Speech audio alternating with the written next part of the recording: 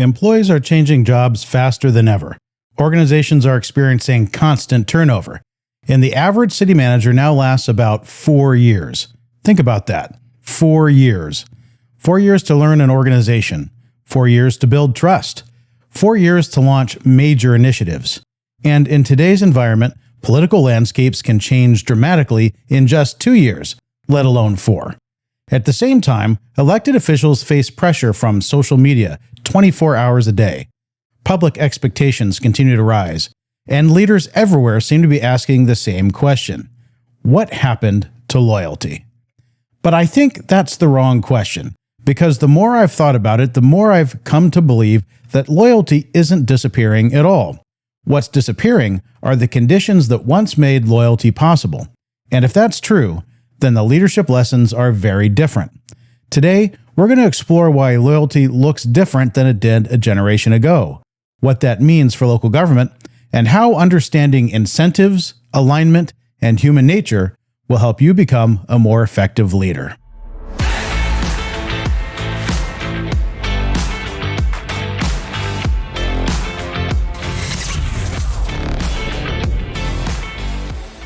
Welcome to Gov.26, your full circle view on local government leadership. And now, the most watched local government podcast in America. Today's episode is one that has been bouncing around in my head for quite some time. The title is simple: The End of Loyalty. Now, before anyone gets upset, let me state up front that this is not going to be an episode about how younger generations don't work hard enough or complaining about employees. It's not going to be an episode criticizing elected officials or lamenting the good old days. In fact, I think most of the people involved are acting rationally. I think employees are acting rationally. I think elected officials are acting rationally. I think city managers are acting rationally. I think organizations are acting rationally. The problem is that many of us are still operating under assumptions that were built for a different era. Those assumptions no longer match reality. Today, I want to explore 3 questions. First, has loyalty actually disappeared? Second, what has changed in local government and leadership over the past several decades? And third, how can we become more effective leaders in a world where the old social contract no longer seems to apply? If you've ever wondered why employees don't stay, why city manager tenures continue to shrink, why councils seem increasingly volatile, or why leadership feels more difficult than it used to, this is the episode for you. Before we jump in, if you're enjoying Gov.360 and want more conversations about leadership, local government, public service, and professional growth, please take a moment to subscribe to the channel. Every subscription helps us bring more guests, more perspectives, and more conversations to the profession we all care deeply about. And if you're already subscribed, thank you. I appreciate your support more than you probably know. Let's get into it. There was a time when loyalty was not something people talked about very often because it was simply assumed. Someone would graduate high school or college, they would get a job, they would work for the same organization for 20 years, 30 years, maybe even their entire career. They would retire. The organization would host a retirement party. People would talk about decades of service. There would be stories, there would be memories, there would be institutional knowledge accumulated over an entire career. That wasn't unusual. It was normal. And local government was no exception. Cities were filled with employees who had spent decades serving the same community. Public works directors, finance directors, administrative staff, planners, building officials, police officers, firefighters. Many of them spent the majority of their professional lives serving one organization. The relationship between employee and employer was built on an unwritten understanding. The employee provided loyalty. The organization provided stability. Neither side expected perfection, but both sides expected commitment. That arrangement created enormous benefits. Organizations retained institutional knowledge. Employees developed deep expertise. Relationships were built over time. Trust accumulated. Long-term thinking was rewarded. Communities benefited from continuity, and perhaps most importantly, people believed there was value in staying. But over time, that equation began to change. The environment changed. Technology changed. Economic conditions changed. career opportunities changed, expectations changed, and eventually the incentives changed. Today, if a talented young professional spends 5 years in a position and receives an offer from another agency that includes a significant salary increase, greater responsibility, better work-life balance, and a clear advancement path, what exactly are they supposed to do? Stay out of loyalty or pursue the opportunity? Increasingly, people choose the opportunity, and frankly, it's difficult to blame them. In many cases, changing organizations have become the fastest path to advancement. In some profession, it's practically required. Think about how different the world is today compared to even 20 years ago. A generation ago, job opportunities were often local. Networking was largely limited to conferences and professional associations. Information traveled slowly. People knew relatively little about opportunities outside their immediate area. Today, every opportunity is visible. LinkedIn has transformed professional networking. Job postings are available instantly. Recruiters actively seek talent. Professional relationships span states and even countries. Employees can compare compensation, benefits, culture, and advancement opportunities with just a few clicks. The amount of information available to employees has exploded. And when information increases, mobility increases. That's not a moral judgment, it's simply reality. Employees have more options than ever before. At the same time, organizations have also changed. Many employees have experienced layoffs, reorganizations, budget reductions, outsourcing, restructuring, and leadership turnover. They've learned that organizations will ultimately make decisions based on what they believe is in the organization's best interest. And once employees understand that reality, they naturally begin making decisions based on what they believe is in their own best interest. Again, that's not selfishness, that's adaptation. The result is that mobility has become normal. What was once viewed as disloyal is now viewed as strategic career management. And this shift isn't limited to employees. It's happening everywhere, including at the highest levels of local government leadership. The question isn't whether people have become less loyal.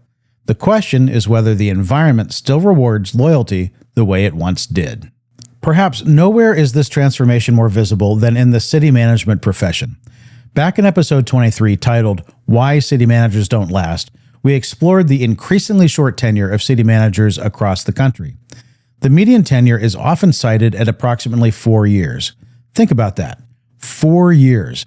That's barely enough time to fully understand an organization, build trust with stakeholders, launch meaningful initiatives, and begin seeing measurable results.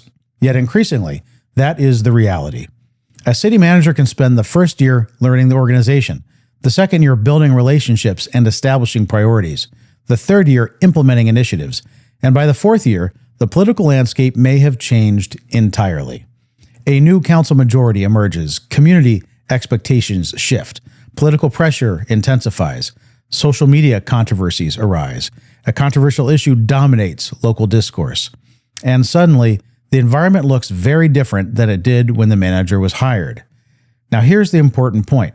Many of these separations are not necessarily the result of incompetence. They're often the result of changing incentives. Council members face re-election. Political pressure arrives faster than ever before. Public expectations have changed. Information spreads instantly. Every decision can become a social media discussion within minutes. The same forces affecting employee mobility are affecting executive leadership. The environment increasingly rewards short-term responsiveness over long-term stability. And that reality brings us to an even larger question. What happens when an entire governance model is forced to operate in an environment that looks dramatically different from the one it was originally designed for? That question brings us to something I've talked about before on Gov.360. Episode 21, titled, Is the Council Manager Model Buckling in Today's Politicized Era?, focuses on whether the council manager form of government is under increasing strain as a result of changes in our political environment. And to be clear, I remain a strong believer in the council manager model. I believe it remains the most effective form of local government ever developed. But I also believe it was designed for a different era. The council manager model was built around the concepts of representative democracy, professional administration, and thoughtful deliberation. Councils establish policy. Managers implement policy. Professional expertise informs decision-making. Long-term planning guides the organization. The system works best when there is a reasonable degree of stability. The challenge is that we are increasingly operating in an environment defined by immediacy. Social media has fundamentally altered the political landscape. Every issue is immediate. Every controversy is urgent. Every disagreement becomes public. Every decision can generate dozens, hundreds, or even thousands of comments within hours. Public officials are no longer simply responding to community concerns. They're responding to a constant stream of feedback, criticism, commentary, speculation, and all too often, outright misinformation. And let's be honest, if you were an elected official and hundreds of people were criticizing you online, it would affect you too. It affects everyone. We're all human. The result is that political incentives have changed. Historically, elected officials could focus primarily on long-term outcomes. Today, they often face pressure to respond to short-term reactions. Historically, difficult decisions could be explained over time. Today, leaders often feel pressure to respond instantly. Historically, strategic planning was measured in years.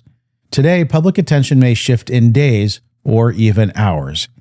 That doesn't make elected officials bad people. It doesn't make councils dysfunctional. It simply means they're operating within a dramatically different environment than the one their predecessors faced. And once again, we're back to incentives. The incentives have changed, which means behavior changes. This is where many leaders get stuck. They become frustrated because they expect people to behave the way they would have behaved 20 or 30 years ago. They expect the same degree of patience, the same degree of institutional loyalty, the same willingness to prioritize long-term outcomes over short-term pressures. But that's not the environment we're living in. The world changed.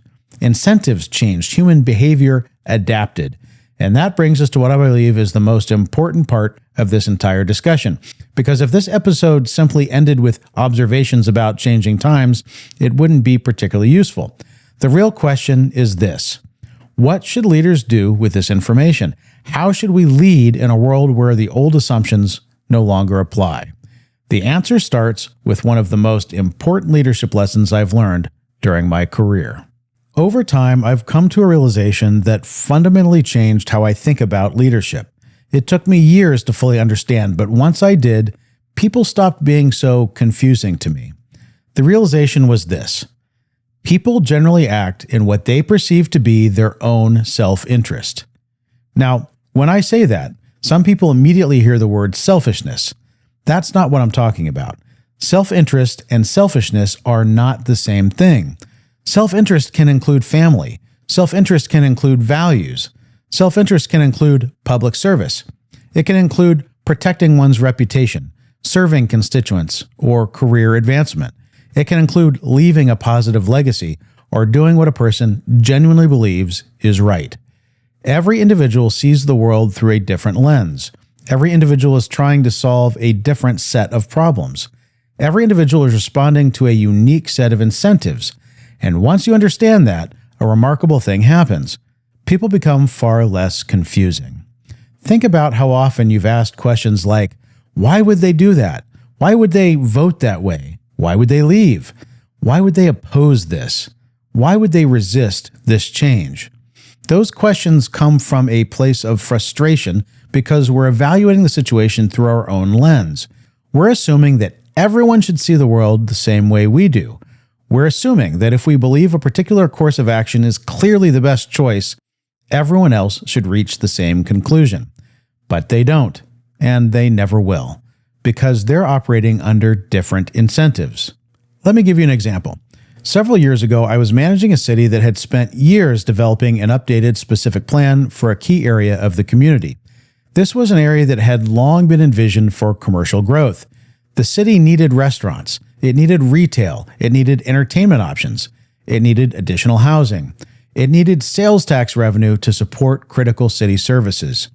The existing plan had been in place for years, but it simply wasn't producing the type of development everyone had hoped for. So the city went back to work.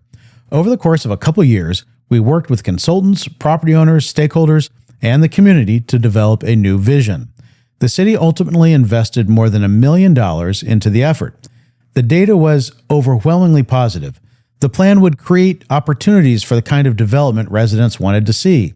Several projects were already waiting in the wings, ready to move forward once the plan was adopted.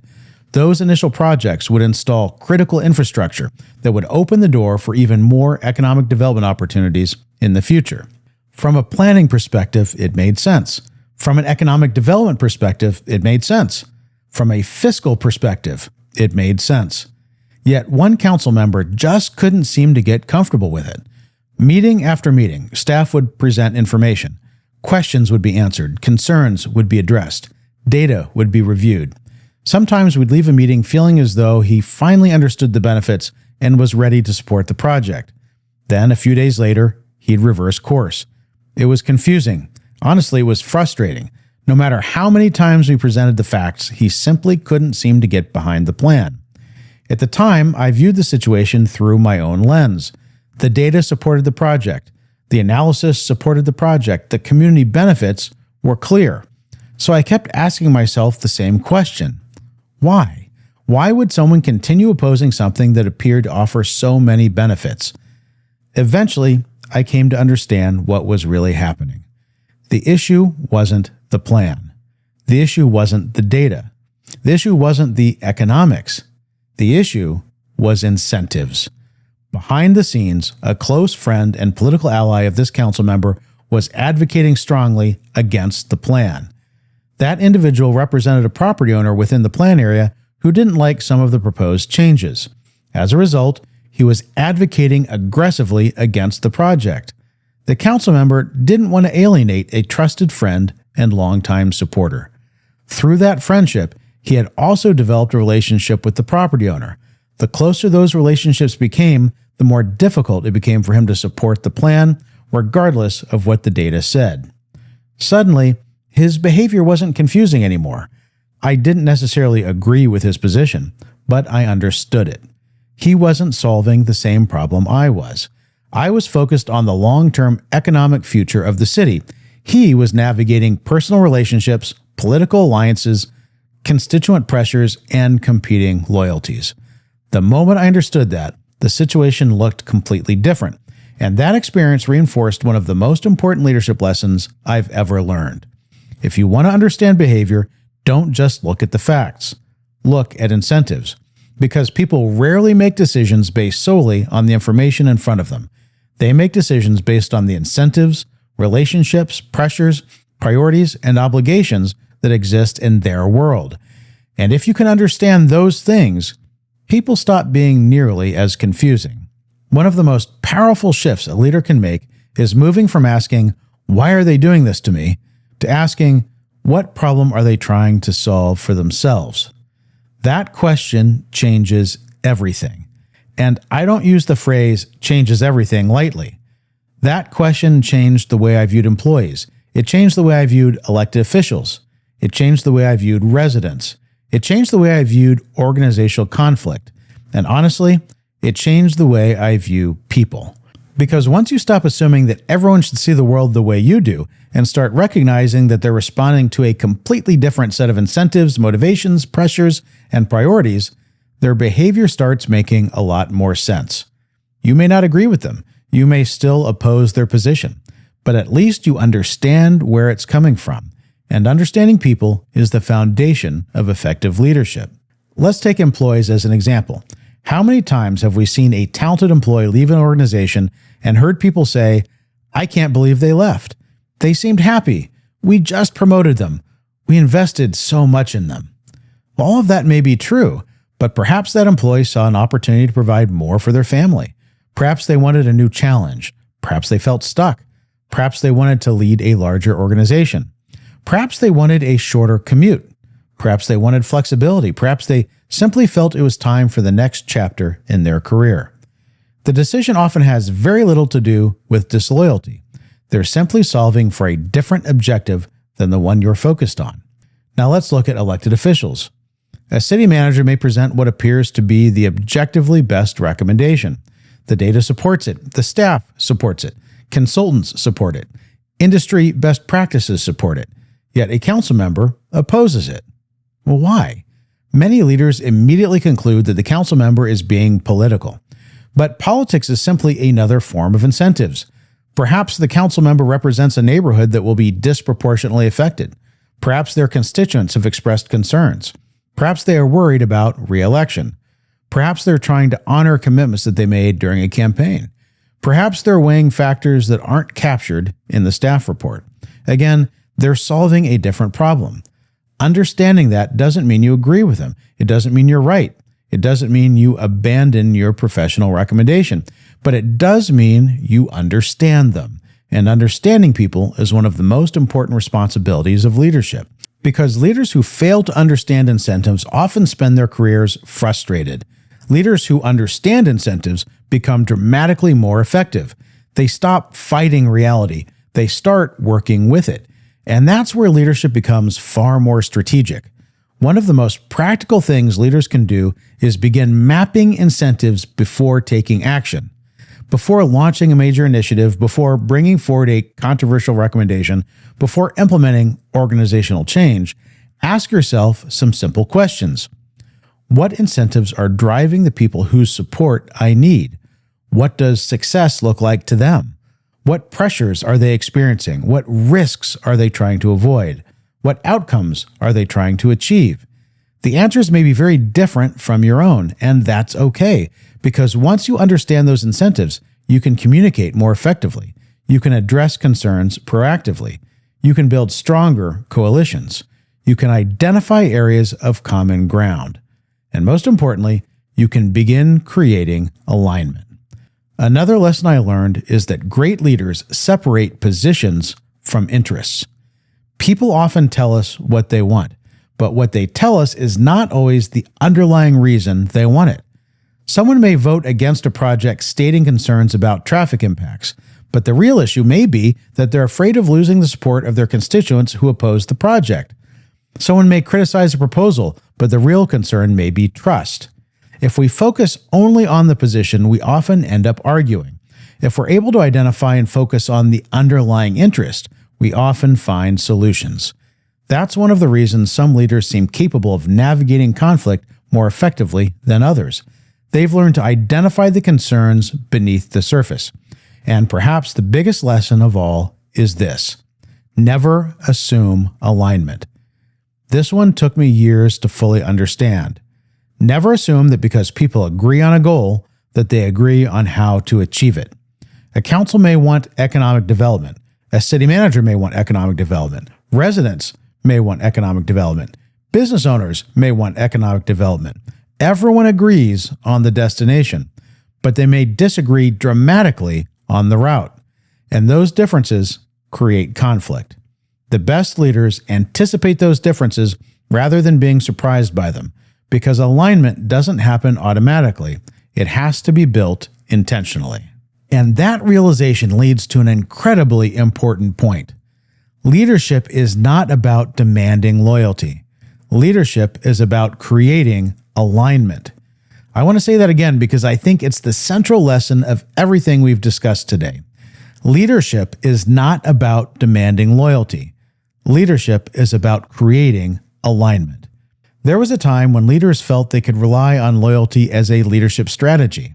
Employees stayed because they felt loyal to the organization. Employees supported initiatives because they trusted leadership. Elected officials remained committed to long-term goals because relationships have been built over years. Stability itself helped create loyalty. It wasn't something most leaders consciously thought about because it was simply part of the environment. But today's environment is different. Employees have more options. Elected officials face more pressure. Information moves faster. Organizations experience more turnover. Political environments shift more quickly. If your leadership strategy depends entirely on loyalty, you're building on a foundation that is becoming increasingly unstable. Alignment, however, is different. Alignment does not require everyone to think the same way. Alignment does not require everyone to agree on every issue. It does not require blind support. It simply means that people understand where you're trying to go and believe that helping achieve that outcome serves the interests they care about. That's a much more durable foundation. Think about the difference. A leader who depends on loyalty often asks, "Why aren't people supporting me?" A leader who understands alignment asks, "Have I clearly demonstrated why this outcome matters to them?" Those are very different questions. One focuses on personal support. The other focuses on shared purpose. The most effective leaders I've observed throughout my career are rarely the ones demanding loyalty. They're the ones building alignment. They're constantly communicating. They're constantly listening. They're constantly identifying common interests. They're constantly helping people understand how a proposed course of action advances goals that matter to multiple stakeholders. That's why they're so often able to accomplish things that others cannot. Let's look at a practical example. Imagine you're proposing a significant economic development project. A traditional approach might focus entirely on the merits of the project itself. The project creates jobs, it generates revenue, it improves services. The numbers make sense. And all of that is important, but alignment requires something more. The business community may support the project because it creates opportunity. Residents may support the project because it improves quality of life. Council members may support the project because it advances strategic priorities. Employees may support it because it strengthens organization's financial position. Different groups may support the same outcome for entirely different reasons. The leader's responsibility is not to convince everyone to think identically. The leader's responsibility is to identify areas where interests overlap and build alignment around those shared interests. That's how lasting coalitions are built. That's how difficult initiatives move forward, and that's how meaningful change occurs. And perhaps most importantly, that's how organizations remain successful even as people come and go. Because here's another reality we need to acknowledge. People are going to leave. Employees will retire, managers will move on, council members will be elected and defeated, directors will accept new opportunities. That's normal. In fact, it has always been normal. What's changed is the speed at which those transitions occur. If your organization's success depends entirely on specific individuals remaining in place, you are vulnerable. But if your organization is built around shared vision, aligned incentives, strong systems, and healthy culture, it can withstand change. The strongest organizations aren't built around loyalty to individuals. They're built around commitment to purpose. That's a very important distinction. One of the most dangerous mistakes leaders make is confusing loyalty to a person with commitment to a mission. Those are not the same thing. In fact, they're often very different. People may disagree with you and still support the mission. People may challenge your ideas and still support the mission. People may leave the organization and still believe deeply in the mission. The healthiest organizations create loyalty to principles, not personalities. When you do that, the organization becomes much more resilient. So, if loyalty isn't what it once was, what should leaders do? First, stop taking everything personally. This may be one of the hardest lessons in leadership. When employees leave, don't automatically view it as a rejection. When elected officials disagree with you, don't automatically view it as a personal attack. When residents criticize a decision, don't automatically assume they dislike you. And even if they do, well, that just comes with the territory sometimes. Most of the time, people are simply responding to their own circumstances, priorities, pressures, and incentives. The moment you stop making everything personal, leadership becomes much easier. One of the great traps of leadership is believing that every disagreement is about you. Most of the time, it isn't.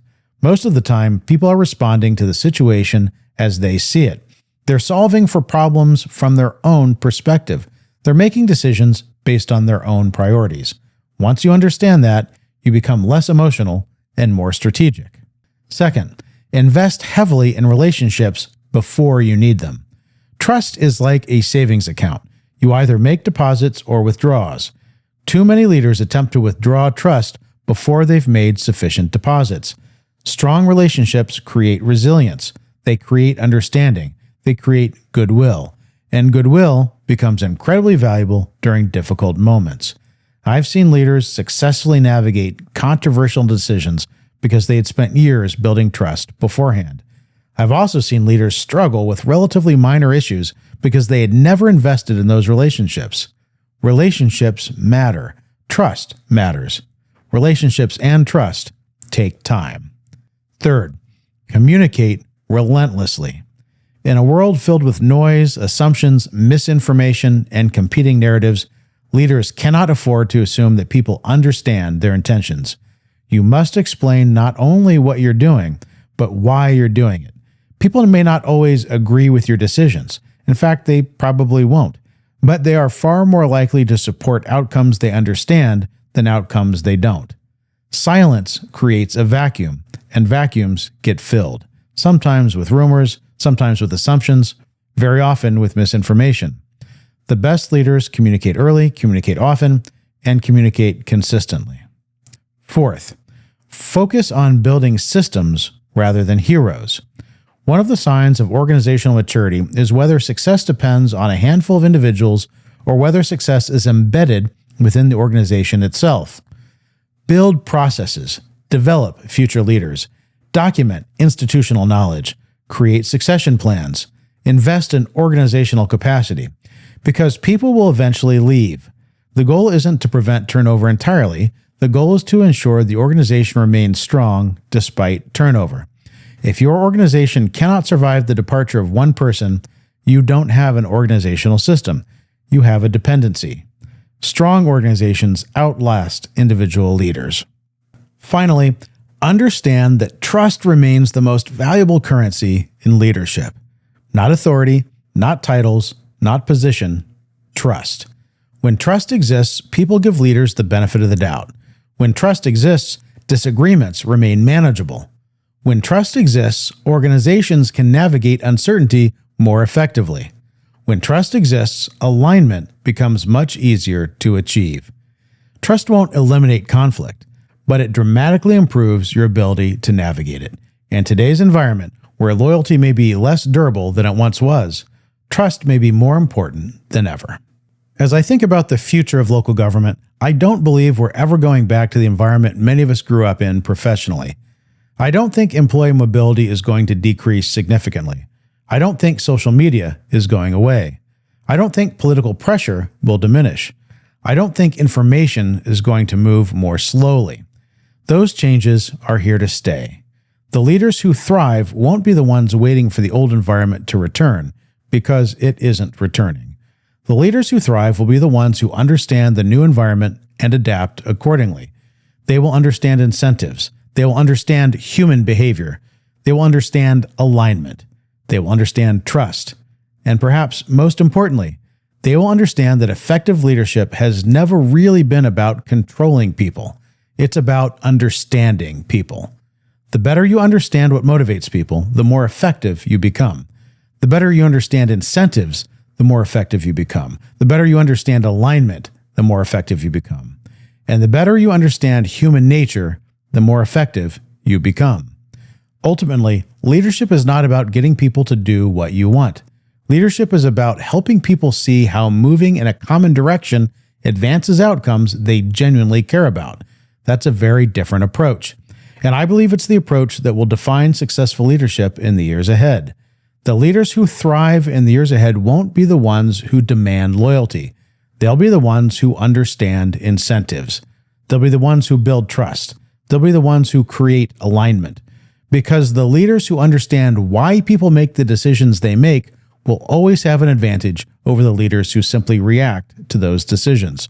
And in a world that is changing as rapidly as ours, that advantage matters. Before we wrap up, I want to share something I'm genuinely excited about. Over the past year, Gov360 has grown into something much larger than I ever imagined. We've had incredible guests, thoughtful discussions, and meaningful conversations about the future of local government.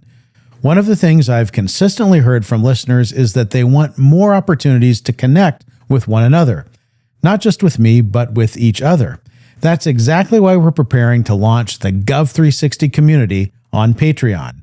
The vision is simple: a place where local government professionals, aspiring leaders, department directors, assistant city managers, elected officials, and public servants can continue these conversations between episodes. a place to exchange ideas, ask questions, share experiences, learn from one another, build relationships, expand professional networks, and have honest conversations about the challenges and opportunities facing our profession. We'll be sharing more details very soon, but if that sounds interesting to you, keep an eye out over the coming weeks. I truly believe it has the potential to become something special. So, is loyalty dead? No, I don't think loyalty is dead. In fact, loyalty is one of the values I hold most deeply. But I do think loyalty looks different than it did a generation ago. Employees are responding to a different environment. Organizations are responding to a different environment. Elected officials are responding to a different environment. City managers are responding to a different environment. The rules have changed, and leadership must change with them. The leaders who continue expecting the old social contract may find themselves increasingly frustrated. The leaders who understand incentives, alignment, trust, and human nature will be far more effective, because at the end of the day, leadership isn't about demanding loyalty. It's about creating the conditions where people willingly choose to move in the same direction. And in a world that feels increasingly divided, increasingly polarized, and increasingly uncertain, that may be one of the most important leadership skills any of us can develop. So maybe the question isn't, what happened to loyalty? Maybe the better question is, how do we lead effectively in a world where loyalty looks different than it once did? Because if we can answer that question, we'll be far better equipped to lead the organizations, communities, and people who are counting on us. If you found value in this episode, please consider sharing it with a colleague and leave a comment below. And if you haven't already, please take a second to hit that subscribe button. Thank you for joining us on Gov 360. Until next time, govern boldly, my friends.